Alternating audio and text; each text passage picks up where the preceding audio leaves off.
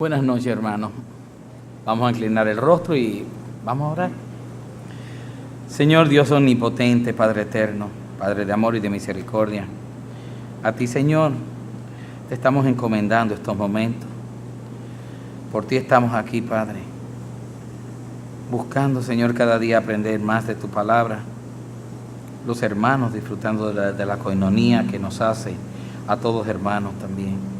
Te pedimos, Dios del cielo, que disponga que tanto nuestra mente como nuestro corazón se inclinen a esta tu palabra esta noche y podamos, Señor, hacernos de ella para ponerlas en práctica cada día de nuestras vidas. Te lo pedimos por Jesucristo, Señor y Salvador nuestro. Amén. Siéntense, hermanos. Y vamos a ir abriendo nuestras Biblias en la primera de Juan, capítulo 2, verso 1. Primera de Juan, capítulo 2, verso 1.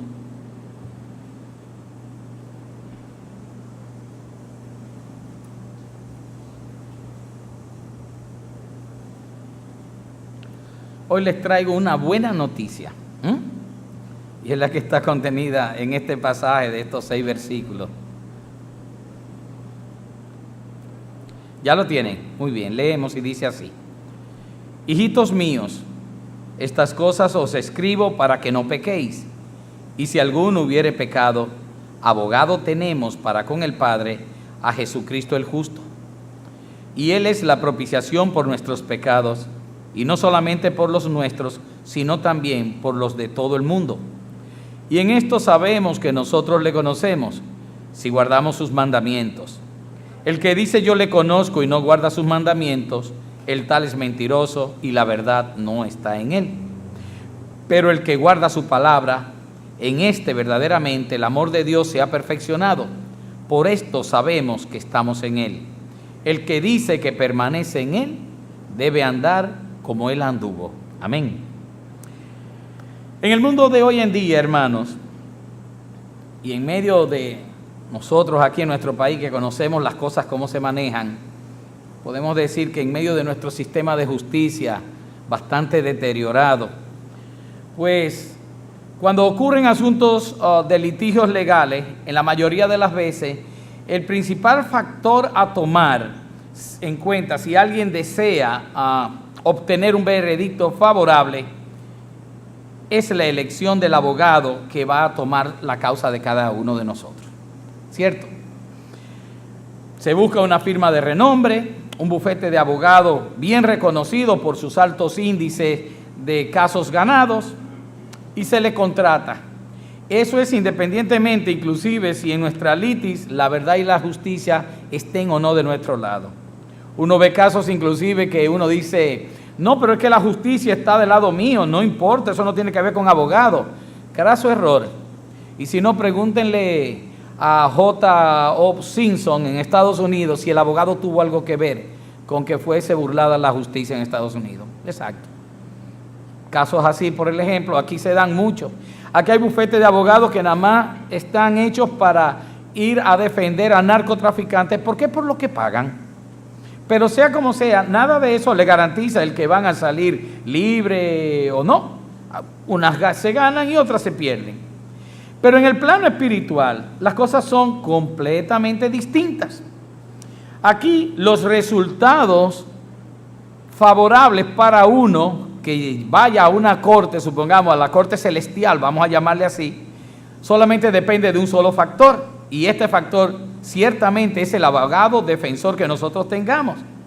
Pero a esto hay que añadirle que solamente hay un abogado defensor.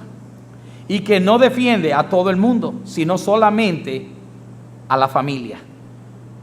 ¿Cómo que a la familia? Sí, ciertamente, a los que son de su familia. Únicamente Él no defiende a nadie más delante del Padre. Y eso es lo que nos ha dicho aquí el apóstol Juan. El tener a Jesucristo como defensor nuestro es tener un veredicto favorable. En cambio, el no tener a Jesucristo a nuestro favor es, como dicen los abogados, es tener una sentencia condenatoria isofacta en nuestra contra. Ahí está la buena noticia, que todos los creyentes tienen como abogado delante del Padre a Jesucristo el justo.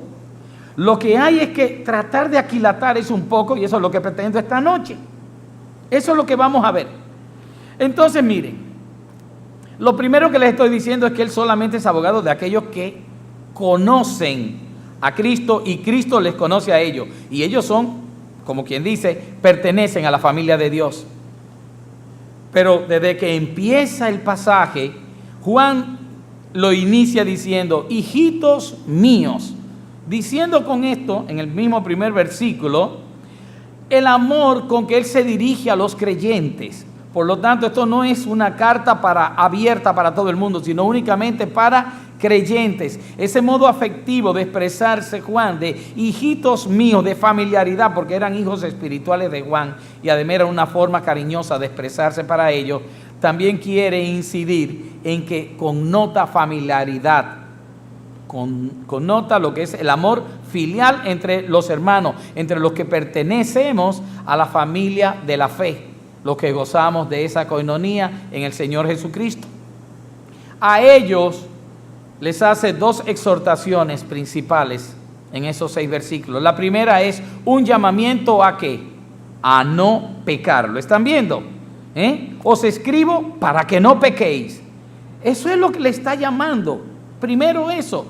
Ciertamente podemos entender que el que es de Dios no practica el pecado tal como lo dice las Escrituras, porque el pecado afecta a nuestra relación con Dios. Pero debido a la constante lucha que nosotros sostenemos con nuestras dos naturalezas, pues todos, alguna vez, unos más que otros, pues caemos en tentación y pecamos. Y por causa de esto último, el apóstol entonces nos da también una segunda exhortación, y es la más bella y esperanzadora de todas, donde dice que no es más que tengamos seguridad y confianza plena de nuestro estatus espiritual como tal, como personas perdonadas y justificadas por Jesucristo.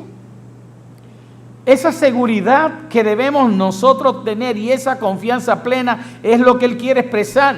Si alguno hubiere pecado, si alguno cae en tentación y peca, dice, no se deprima, no se angustie. Abogado tenemos para con el Padre a Jesucristo el justo. Y qué bueno es nosotros conocer que tenemos al Señor Jesucristo de parte nuestra, que Él está a nuestro lado, abogando por cada uno de nosotros en defensa nuestra delante del Padre, para que cada vez que nosotros pequemos, pues sencillamente Él va a interceder por nosotros, nos defiende y va a restaurar esa relación que de una manera u otra se ve afectada por medio del pecado.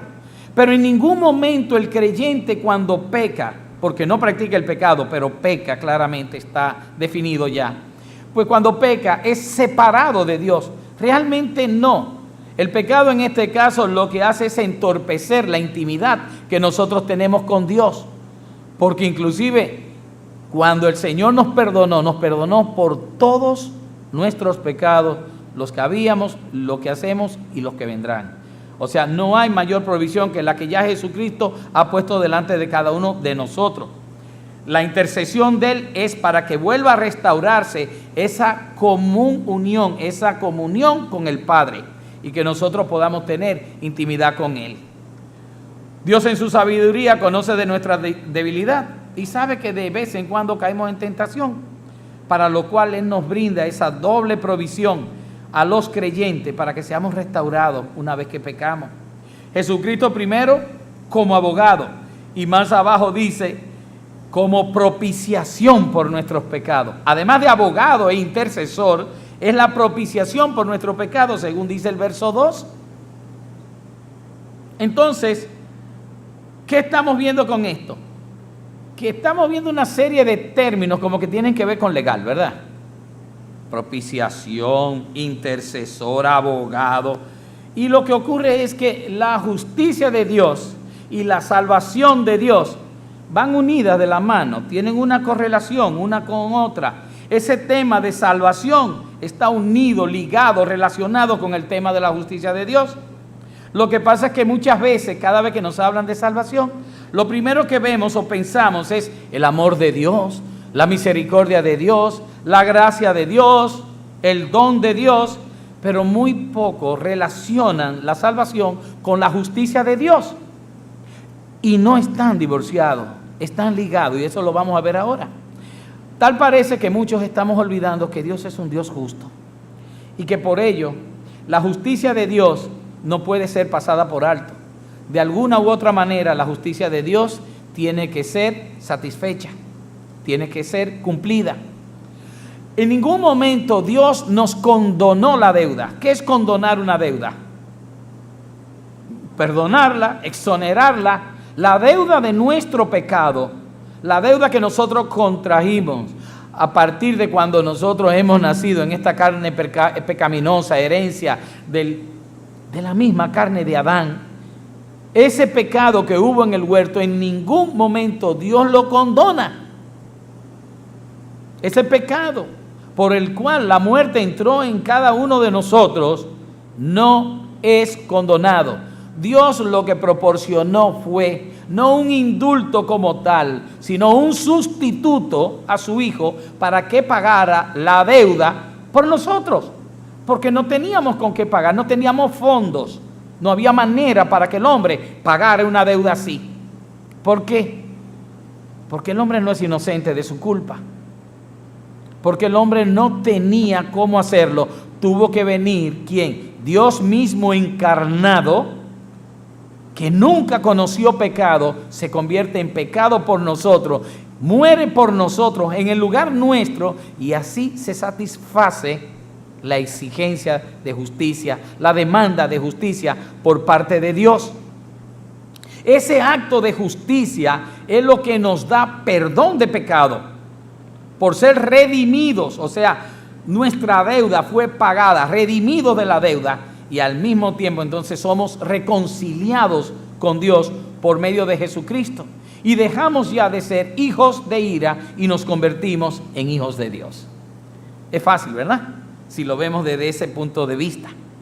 Por la sangre del Hijo de Dios, por medio del cual somos salvados de la ira de Dios. Ahora, la misericordia del Padre viene en base a que Él acepta el pago del Hijo. Él es quien presenta el Hijo. Él es quien nos da el cordero para el sacrificio. Dice que de tal manera amó Dios al mundo que envió Él mismo a su propio Hijo. O sea que todo parte de la voluntad de Dios.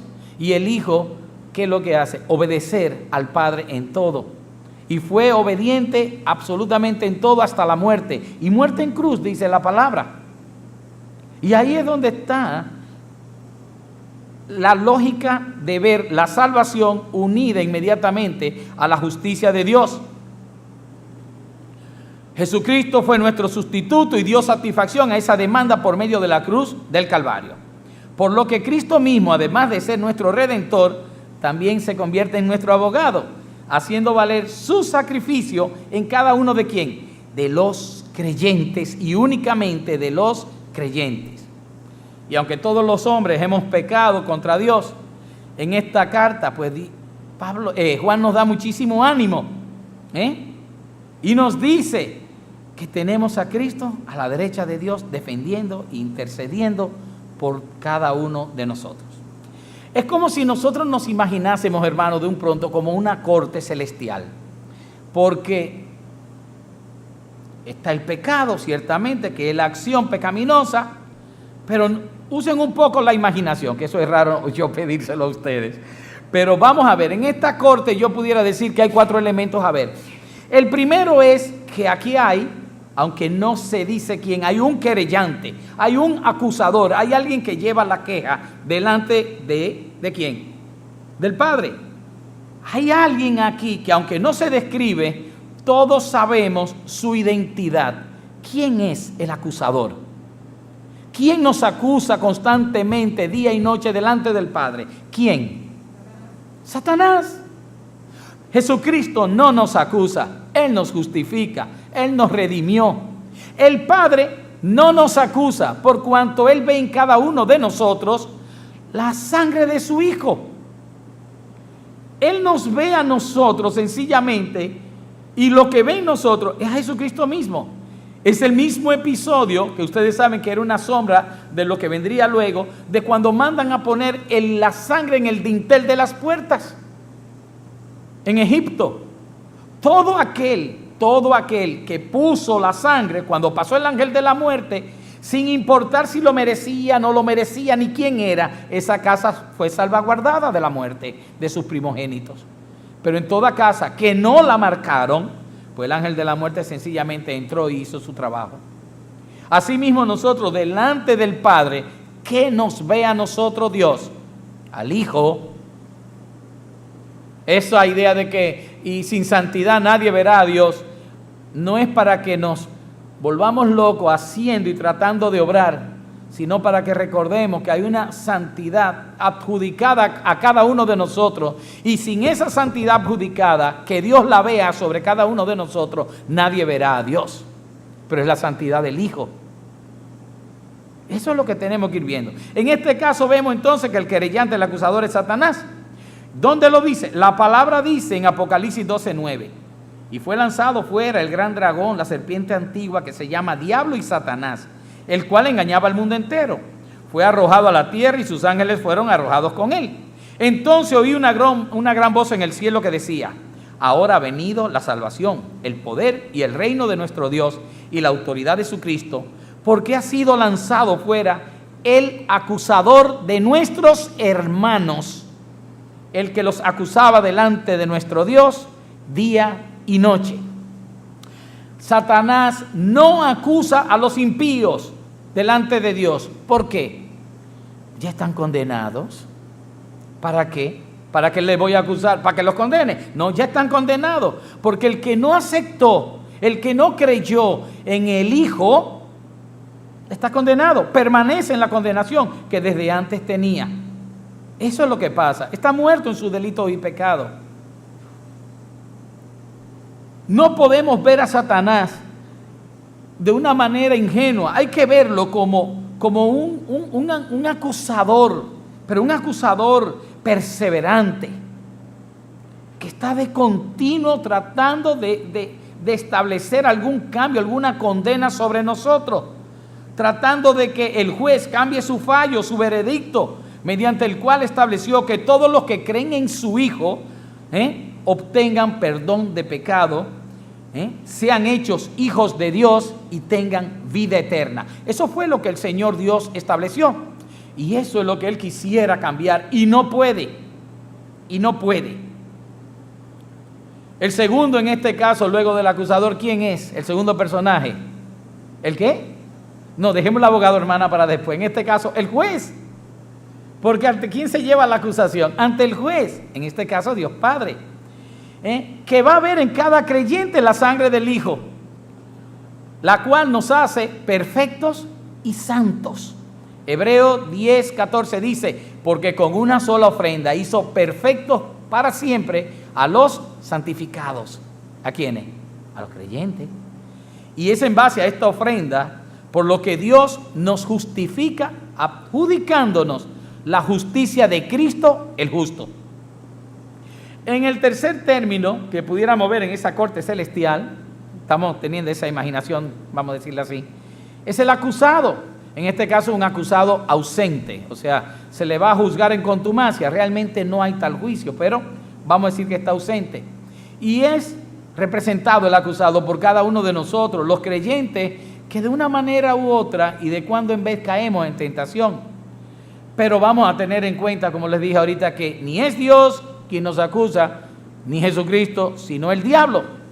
Y que no hay forma alguna de que el creyente sea condenado por tales acusaciones, pero sí puede ser disciplinado. Una vez que eres hecho hijo de Dios, Dios no te echa fuera, Jesús no te echa fuera tampoco. Formas parte de esa familia por medio de la adopción. Pero una vez que estés en ella, las reglas de esa familia tú debes mantener como tuyas propias.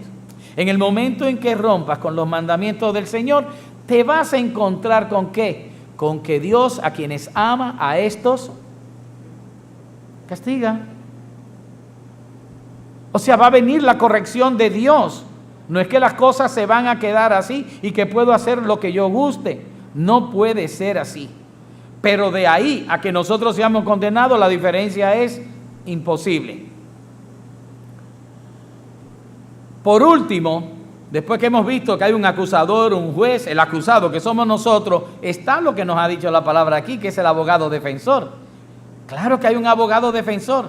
Es aquella persona que ejerce profesionalmente la defensa jurídica de una de las partes en un juicio o en un litigio.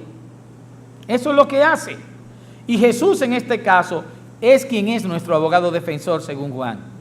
Y en quien va a recaer toda nuestra defensa en forma continua. Porque así como el Satanás está acusándonos diariamente, también Jesucristo está a cada momento intercediendo y defendiendo nuestra causa.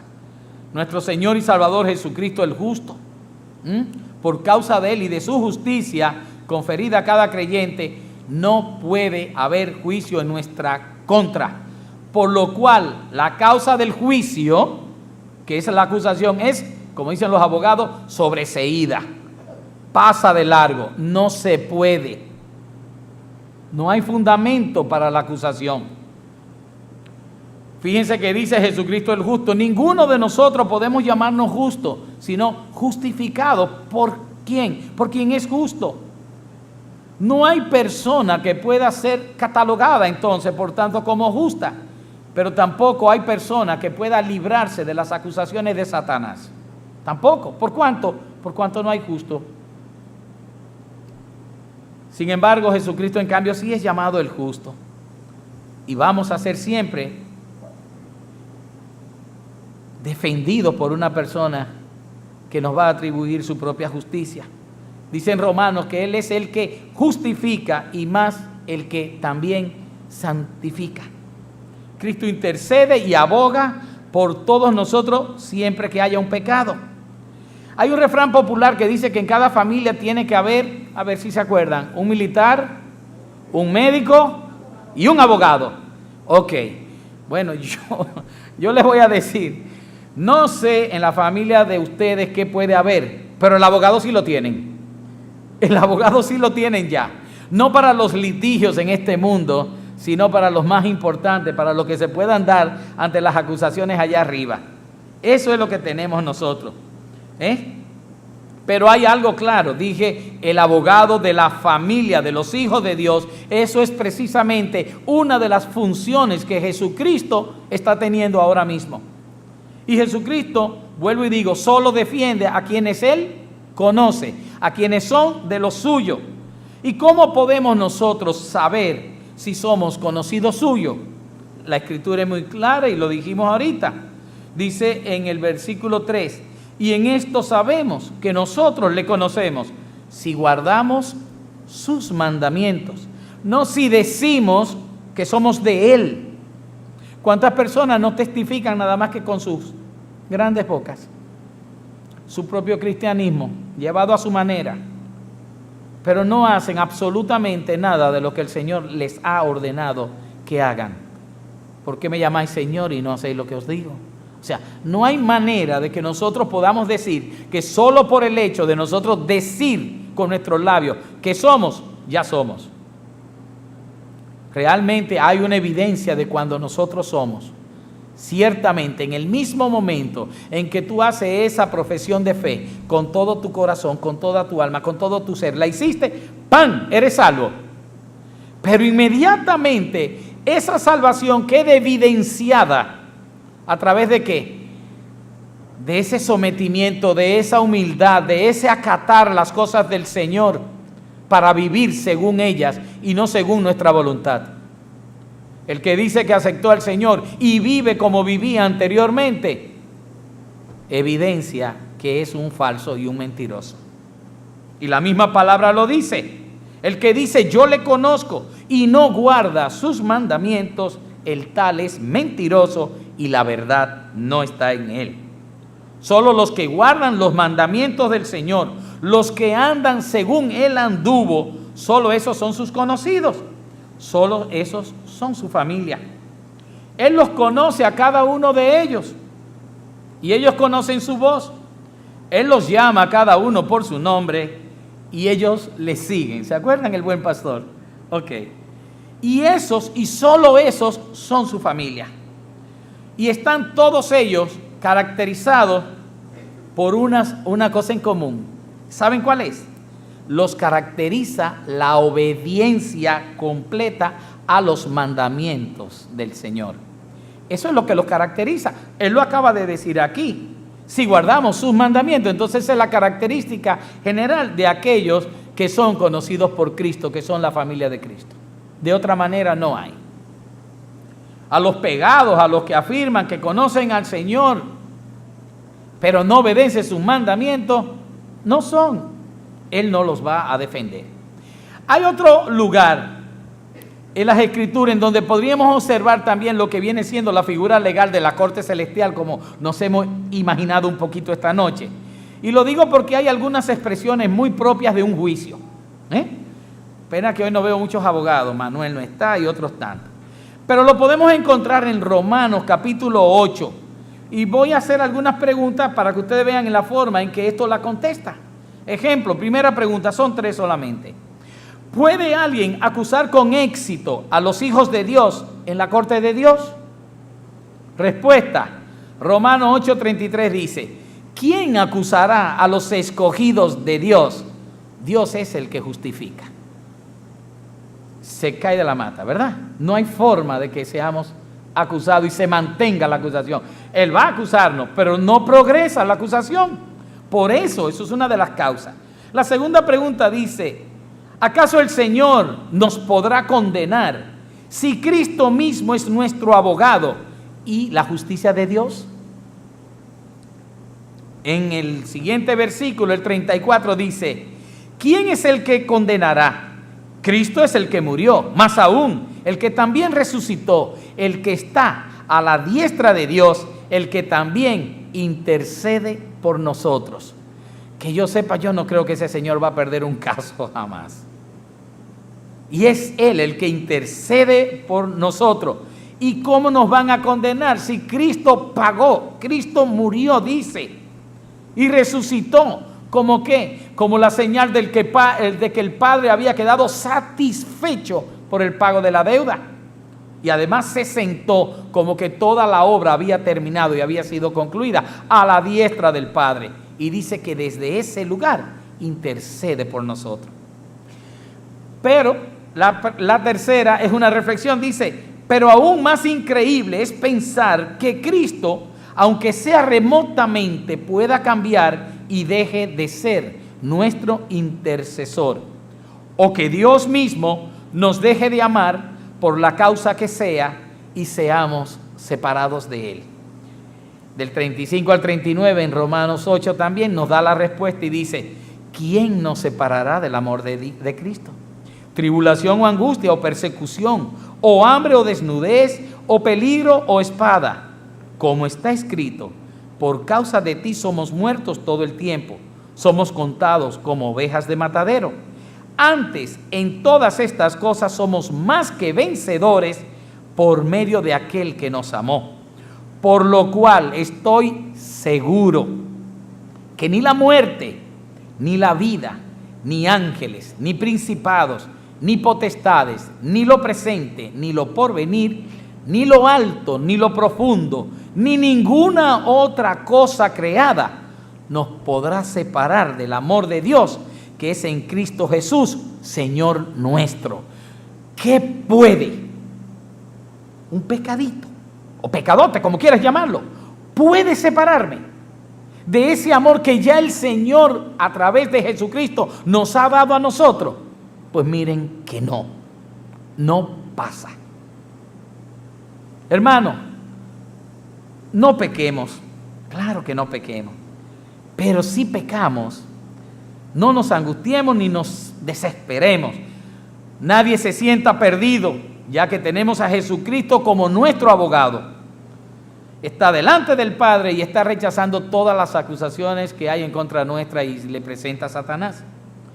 Aprendamos, hermanos, a valorar una salvación tan perfecta, completa e inmerecida que tenemos todos los hijos de Dios, los que pertenecemos a su familia, y obremos consecuentemente a ella, obedeciendo todos los mandatos de nuestro Señor Jesucristo.